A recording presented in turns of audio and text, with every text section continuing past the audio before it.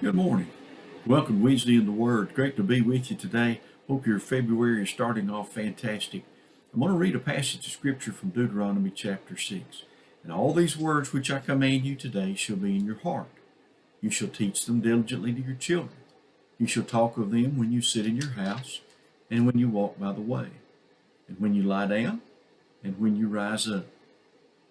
These words were spoken to Moses, to Israel, as they prepared to enter the promised land, the last instructions he would give to them.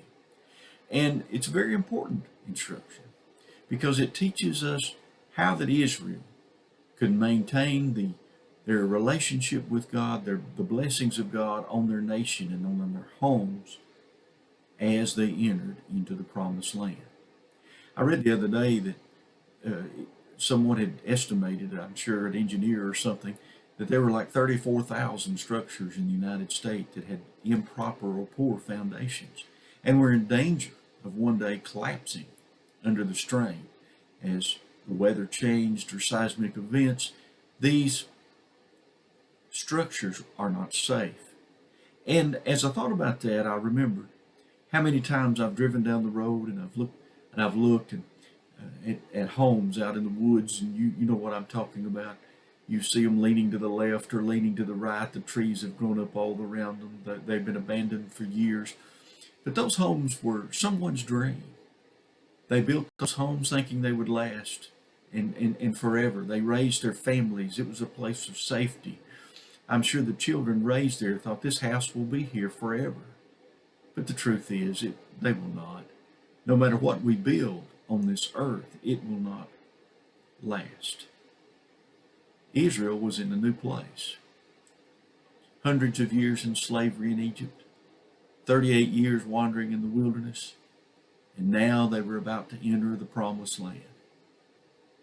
Moses prepared Israel for true victory, for true peace, for true courage. And how did he do that? He said, you need to remember the words that I've given to you. Your situation is changing. You're going to be living in a different place. You're going to go to a place that the walls are already built, the houses are built, the vineyards are planted. God's done all that for you. But here's the difference in your life. Have you trusted the Lord? You know, the Bible tells us that unless the Lord builds the house, he that builds in vain. The strength of your home, the strength of your life is not found in what you have and what you see, because all that we see around us today one day shall be no more. But the strength of what you have and the strength of your life is found in your relationship to the Lord. Israel would go into the land. Israel would conquer much of the land. But their weakness always would be that when they had too much, when they were too successful, that they would begin to depend on themselves and leave God out of their lives. They weren't rehearsing the words in their homes. They weren't placing them in their hearts. And therefore, their structure as a nation and as a family became weak.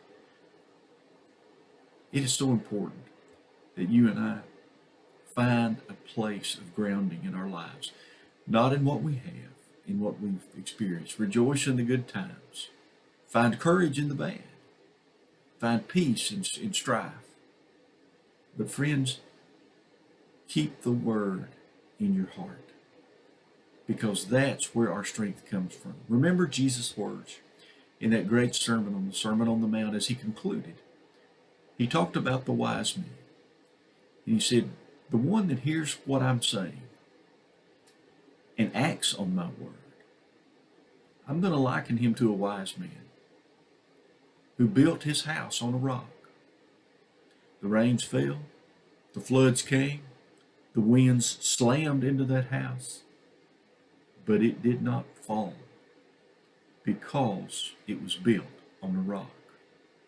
Our strength is found not in the world and what we have, not in our wisdom, our education, our finances. Our strength is found in the Lord. Keep His Word in your heart and watch Him change you and change those around you. May God bless you.